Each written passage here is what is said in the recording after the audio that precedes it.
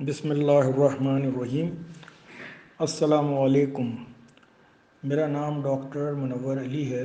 میں کراچی میں ENT practice کرتا ہوں۔ مجھ سے موسیٰ بھائی جو کاروان الحرمین کے انچارج ہیں، انہوں نے مجھ سے یہ درخواست کی تھی کہ میں کرونا وائرس کے بارے میں آپ لوگوں کو معلومات فراہم کروں۔ تو میں سب سے پہلے آپ لوگوں کو یہ بتانا چاہتا ہوں کہ کرونا وائرس جو ہے، اب اس کا تیزی سے یہ پھیل رہا ہے پاکستان میں، اور اس کا لوکل ٹرانسمیشن شروع ہو گیا ہے۔ یعنی مطلب ایک دوسرے سے یہ لگ رہا ہے انسانوں کو۔ پہلے تو یہ تھا شروع میں کہ یہ جو ٹریول کر کے لوگ آ رہے ہیں مختلف جگہوں سے، وہاں سے پھیلتا ہے۔ اب یہ لوکل اس کا ٹرانسمیشن ہو رہا ہے۔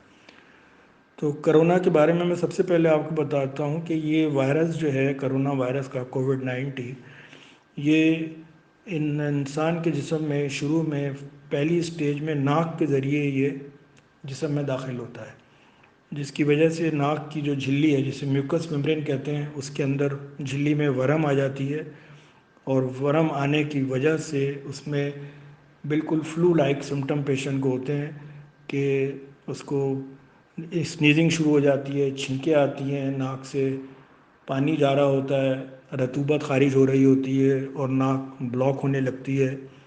اور سب سے امپورٹنٹ چیز یہ دیکھی گئی ہے، اسپیشلی USA کے اندر، وہاں 30% لوگوں کو اسمیل یعنی سونگھنے کی حس اور سینس آف ٹیسٹ یہ تقریباً ختم ہو جاتا ہے۔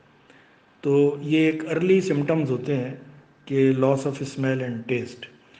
اچھا، آنکھوں سے بھی اس کے پانی جا رہا ہوتا ہے۔ اب یہ جتنی بھی اس کی سیکریشن رطوبات آ رہی ہوتی ہیں، ان سب میں وائرس ہوتا ہے۔ اس اسٹیج پہ یہ پیشنٹ جو ہے اپنے اطراف کے سارے اپنی بیڈ شیٹس کو، اپنے ٹاولز کو، ٹیشو پیپرز کو، واش روم کو، سب کو یہ انفیکٹ کر رہا ہوتا ہے۔ تو یہ بہت امپورٹنٹ ہے کہ اس اسٹیج کے اندر جو ہے نا انسان کو فوراً سمجھنے لگ چاہیے کہ یہ فلو انیشلی اس کو یہ سمٹم ڈیولپ ہوئے، اور اس کے ساتھ اس کو ہلکا سا فیور بھی ہے، سر میں درد بھی ہے، باڈی ایک ہے۔ تو اس کو امیجیٹلی جو ہے نا کنسلٹ کرنا چاہیے ان سینٹر سے جو کہ کرونا وائرس کے ٹریٹمنٹ کر رہے ہیں۔ تو وہ لوگ جو ہے نا پھر اس کا ناک کی رطوبت کا ٹیسٹ کرتے ہیں، PCR ٹیسٹ، اور اس کے ذریعے وہ ڈیٹیکٹ کر لیتے ہیں کہ اس پیشنٹ کو کرونا وائرس ہے یا نہیں ہے۔ اور اس میں سب سے امپورٹنٹ چیز ہے کہ بہت سے ایسے پیشنٹ ہوتے ہیں جو کہ کرونا وائرس کے پیشنٹس کے کانٹیکٹ میں آتے ہیں اور وہ وائرس ڈیولپ کرتے ہیں، لیکن خود ان کو کوئی سمٹم نہیں ہوتے۔ یہ پیشنٹ جو ہے نا یہ پوٹینشیل کیریئر ہوتے ہیں، یہ سب سے زیادہ خطرناک ہوتے ہیں، کیونکہ بظاہر ان میں کوئی سمٹم نہیں ہوتا، نہ ان کو کوئی سنیزنگ ہے، رننگ نوز ہے، کچھ نہیں ہے، لیکن وہ وائرس کیچ کر رہے ہیں، اور وہ وائرس جو ہے نا ایزیلی وہ ٹرانسمٹ کر دیتے ہیں۔ تو بہرحال اس میں سب سے امپورٹنٹ چیز یہ ہے کہ آپ نے کوئی میڈیسن خود سے یوز نہیں کرنی، صرف پیراسیٹامول ٹیبلٹ لے سکتے ہیں، نارمل سلائنس کے ڈراپس ناک میں ڈال سکتے ہیں، گارگلز کر سکتے ہیں، اسٹیم لے سکتے ہیں، لیکن کسی بھی قسم کی اینٹی بائیوٹک نہیں لینی۔ اور وہ دوائیاں جو کہ جسے نان اسٹرائڈل اینٹی انفلیمیٹری ڈرگس کہتے ہیں، لائک بروفین، وارن، والٹرول، یہ دوائیاں استعمال نہیں کرنی چاہیے۔ پراپر سینٹر جو کہ کرونا وائرس کو ٹریٹ کر رہے ہیں وہاں آپ رپورٹ کریں، وہاں آپ کا ٹیسٹ ہوگا۔ ٹیسٹ اگر پازیٹیو آتا ہے تو وہ اکارڈنگلی آپ کو بتا دیں گے کہ آپ نے کس طرح آئسولیٹ کرنا ہے اپنے آپ کو 14 ڈیز تک، کیونکہ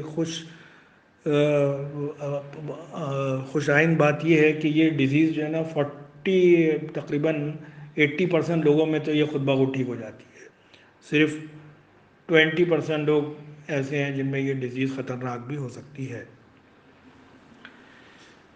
اچھا، اس کے بعد میں آپ کو بتانا چاہتا ہوں کہ یہ پہلی سٹیج میں تو یہ ڈیزیز نوز اور اس نے نیزوفیرنگ کو افیکٹ کیا۔ سیکنڈ سٹیج کے اندر بھی یہ ڈیزیز جو ہے نا ناک اور ناک کے پچھلے حصے، گلے سے یہ نچلے حصے میں، وائس باکس میں، ٹریکیا میں، لیرنگس میں اور ٹریکیا میں اٹیک کر دیتی ہے، اور اس کے بعد پھر یہ پھیپھڑوں میں، لنگس میں چلی جاتی ہے۔ جب یہ سٹیج آتی ہے تو اس وقت کی جو ہے نا کھانسی بھی بہت زیادہ بڑھ جاتی ہے، اور گلے میں نچلے حصے میں درد ہونے لگتا ہے، سانس لینے میں دشواری ہونے لگتی ہے، اور بالکل نمونیا والے سمٹم ہوتے ہیں۔ ایسی اسٹیج میں پیشنٹ کو امیڈیٹلی ہاسپٹلس جانا چاہیے۔ تو یہ ضروری ہے کہ مطلب ایسے جب سمٹم ہو جائیں کہ جس میں چیسٹ کے سمٹم ہو جائیں تو پھر یہ اس کا علاج جو ہے وہ گھر پہ ناممکن ہے، کسی بھی صورت میں آپ امیڈیٹلی جو ہے نا ہاسپٹل میں رپورٹ کریں۔ اب میں آپ لوگوں کو WHO کی وہ گائیڈ لائن بتاؤں گا جو انہوں نے کرونا وائرس سے بچنے کے لیے گائیڈ لائن آپ لوگوں کو دی ہے۔ سب سے پہلے اپنے ہاتھوں کو دھونا، کس سے؟ سوپ اینڈ واٹر سے یا الکوہل بیس سینیٹائزر سے 20 سیکنڈ تک۔ کن لوگوں کو دھونا ہے؟ جو لوگ باہر سے آ رہے ہیں، جاب سے آ رہے ہیں، گروسری لے کے آ رہے ہیں، یا جنہوں نے اپنے گاڑی کا ہینڈل یوز کیا ہے، ڈورز کو چھوا ہے، وہ اپنے آتے ہی ہاتھ دھوئیں گے۔ یا پھر ہر دفعہ کھانسی اور اسنیزنگ کے بعد آپ نے ہاتھ دھونے ہیں اپنے۔ اور اسپیشلی اگر آپ کسی ایسے مریض کو اٹینڈ کر رہے ہیں جو بیمار ہے تب بھی آپ نے ہاتھ دھونے ہیں۔ کھانا بنانے سے پہلے، کھانا بنانے کے بعد، کھانا کھانے سے پہلے ہینڈ واش کرنے ہیں۔ ٹوائلٹ میں جانے سے پہلے ہینڈ واش کرنے ہیں، یا کسی اینیملز وغیرہ کو اگر آپ نے ہاتھ لگایا تو آپ نے ہینڈ واش کرنے ہیں۔ اس طریقے سے یہ وائرس کل ہو جاتا ہے اگر اچھے طریقے سے، پراپر طریقے سے ہینڈ واشنگ کی جائے۔ دوسری اہم چیز ہے وہ ہے جو WHO نے گائیڈ لائن دی ہے، سوشل ڈسٹینسنگ، کہ عام لوگوں سے تقریباً 3 فٹ کا فاصلہ رکھا جائے، اور اسپیشلی جو کہ کھانسی کے مریض ہوں یا جن کو ناک سے چھینکے اور کھانسی آ رہی ہو، ان سے آپ نے 3 فٹ کا فاصلہ ہر لحاظ سے رکھنا ہے، کیونکہ یہ انفیکشن جو ہے وہ ڈراپلیٹ انفیکشن سے پھیلتا ہے۔ جب یہ مریض کھانسی کرتا ہے یا چھینکتا ہے تو اس کے جو ڈراپلیٹ ہوتے ہیں اس کے اندر یہ وائرس ہوتا ہے۔ تو اگر کوئی ایک ہیلتھی آدمی جو اس سے کلوز کانٹیکٹ میں ہوگا، اگر اس کے قریب اس نے چھینک ماری یا کھانسی کی تو وہ ایزیلی ڈائریکٹ جو ہے نا وہ اس کو ٹرانسمٹ کر دیتا ہے۔ تیسری چیز ہے تو وہ میں بہت اہم سمجھتا ہوں، وہ یہ ہے کہ آپ لوگ اپنی ایک عادت بنا لیں کہ کسی بھی صورت میں آپ کا ہاتھ آپ کے فیس پہ نہ جائے، نہ آپ کی آنکھوں میں لگے، نہ آپ کی ناک میں لگے، نہ آپ کے منہ میں لگے، کیونکہ یہ سمجھ لیں کہ اب یہ وہ اسٹیج آئے گی کہ آپ کے ہاتھ ہی آپ کا دشمن ہے۔ آپ نے اپنے ہاتھوں کو بس یہ ایک ہیبٹ بنا لینی ہے کہ کسی بھی صورت میں آپ کا ہاتھ آپ کے فیس میں نہ جائے۔ اب آپ نے وضو کرنا ہے تو وضو کرنے سے پہلے بھی آپ اچھی طرح اپنا ہینڈ واش کریں، جو پراپر جو اس کو بتایا گیا ہے، اور اس کے بعد آپ بہت آرام سے وضو کر سکتے ہیں۔ چوتھی جو WHO کی گائیڈ لائن ہے وہ ہے پریکٹس ریسپریٹری ہائیجین، یعنی اگر کسی شخص کو کھانسی ہے تو وہ کھانستے وقت ہمیشہ کچھ چیزوں کا خیال رکھے، یا تو وہ ٹیشو پیپر کا استعمال کرے اور ٹیشو پیپر کو امیڈیٹلی ڈسٹ بن میں ڈال دے، یا کھانسی کرتے وقت اپنے ایلبو کو بینڈ کرے اور بینڈ کر کے اس کے اوپر وہ کھانس لے، بجائے اس کے کہ وہ وائرس کو ادھر ادھر پھیلاتا پھرے۔ تو یہ بہت ضروری ہے، اس طرح آپ اپنے آپ کو بھی بچائیں گے اور اپنے دوستوں اور اپنے رشتہ داروں کو بھی اس سے بچائیں گے۔ پانچویں چیز یہ ہے جو میں آپ کو بتانا چاہتا ہوں کہ جب بھی اگر آپ کو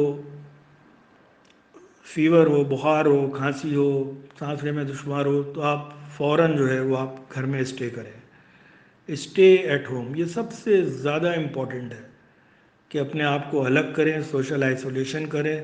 اس سے تقریباً 14 دن کا اس وائرس کا انکوبیشن پیریڈ ہوتا ہے۔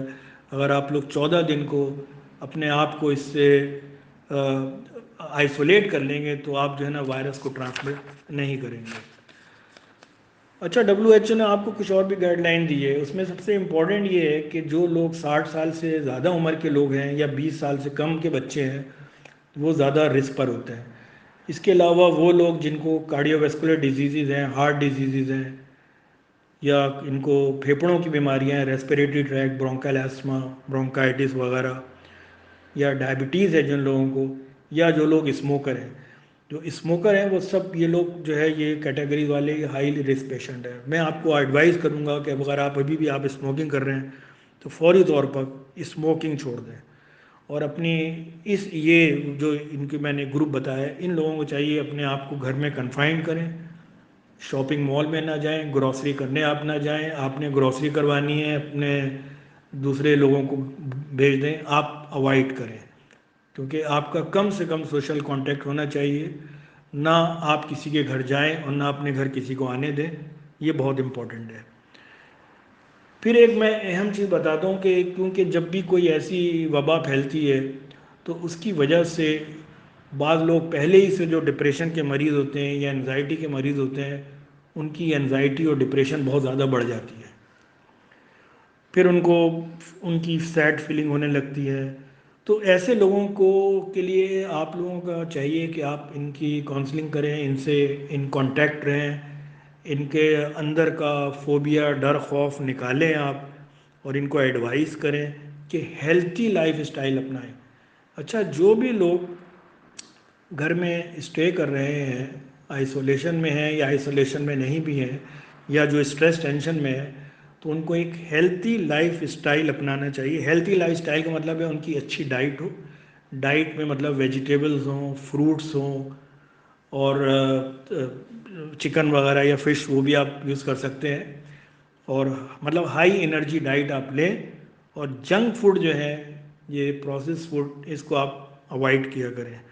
پھر یہ خاص طور سے بچوں کو یہ ایڈوائز کریں کہ بچوں کی پراپر سلیپ ہونا چاہیے، اور بچے اس دوران میں یہ نہیں ہے کہ بچے گیمز میں لگے ہوئے ہیں، اپنے آپ کو یہ ان ہیلتھی ایکٹیویٹیز نہیں ہونی چاہیے۔ تو اسٹریس اور انزائٹی کے حوالے سے بس میں نے بتایا کہ ایسے مریضوں کو بہت زیادہ کاؤنسلنگ جو اپنی وہ دوائیاں اسٹریس کی کھاتے ہیں اس کو ریگولر کھائیں، کسی بھی صورت میں وہ دوائیاں نہ چھوڑیں۔ اور ایک میں اور بھی ایڈوائز کروں گا، یہ میں نے یہاں بھی دیکھا ہے کہ بہت سے لوگ جو ہے نا نیوز چینلز دیکھ دیکھ کے اور زیادہ پریشانیوں میں اور اسٹریس ٹینشن میں مبتلا ہو جاتے ہیں۔ تو آپ لوگوں کو چاہیے جو کہ بہت زیادہ اسٹریس لینے والے لوگ ہیں، وہ زیادہ آج کل جو کرونا وائرس سے متعلق جو خبریں آ رہی ہیں ان کو زیادہ نہ سنیں۔ اویئرنیس ضروری ہوتا ہے، لیکن ان لوگوں کے لیے ہوتا ہے کہ جو اتنا زیادہ انزائٹی اور اسٹریس کا شکار نہیں ہے، وہ صحیح ہے، لیکن جو لوگ بہت زیادہ پریشان ہو جاتے ہیں خبریں سن کے، ان کو چاہیے کہ یہ خبریں کم سے کم سنیں۔ اچھا، بہت امپورٹنٹ یہ ہے کہ آپ بچوں سے